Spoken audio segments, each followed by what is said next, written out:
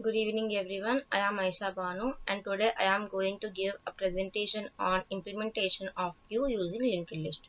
So let us start. Introduction to queues.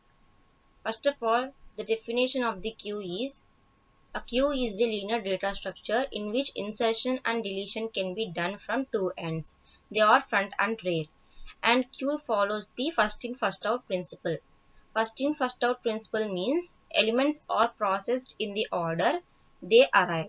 This means first in first served. Some examples are people waiting in a queue, printer job scheduling. From the mentioned image, you can clearly understand the first in first out principle, that is working of first in first out principle. In this slide, you can clearly see the visual representation of queue using linked list, uh, from where insertion and deletion can be done. Why we are using linked list for queues? Due to its dynamic size, as there is no need to predefine a fixed size and it grows as needed, and it also has efficient memory. Optimized memory utilization only allocates when required, and no shifting of elements during NQ or DQ operations. That is nothing but insertion and deletion. Structure of queue in C. This slide shows the code used to declare a structure node and create a node, and it also illustrates the basic structure used to create a queue using linked list. Each node stores the data element and pointer address of the next element. There are some queue operations. Enqueue means adding an element into the queue. Dequeue is the removal of an element from the queue. Traversing is visiting all the elements in the queue. Is empty is full. This condition is used to check the queue status. Peek or front means viewing the front element. First of all, let us know about enqueue operation. It is an insertion operation and the following code is used to perform the enqueue operation.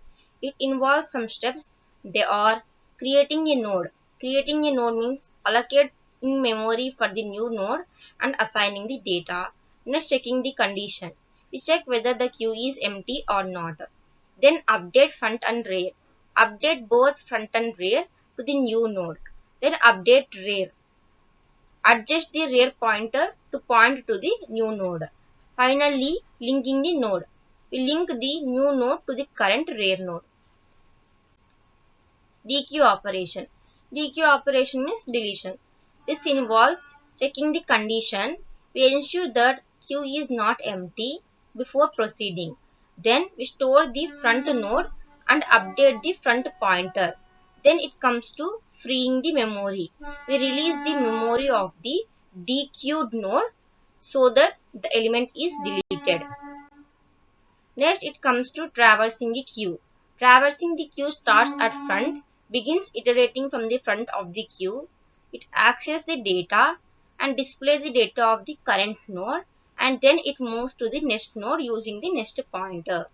The following code is used to perform this operation. Here is an example execution. Initially, the linked list is empty. There are no data stored in it. That means front and rear equals to null. Enqueue operation. By assigning rear to next is equals to new node and rear equals to new node, we can perform the enqueue operation. Here you can clearly see how the operation works. Next, it comes to dequeue operation. Initially, the linked list contains the values 10, 15, 22 and 50. Here we are deleting an element by assigning front is equals to front to next. This means we are updating the front from 0 to 1. Now, front is 1 and rear is 3. After deleting, our output will be like this. Advantages of linked list using queues means it has dynamic size, memory efficiency, and no shifting needed. Finally, we can conclude that performing operations on queues using linked list will be easier and quicker. Thank you for your patient listening.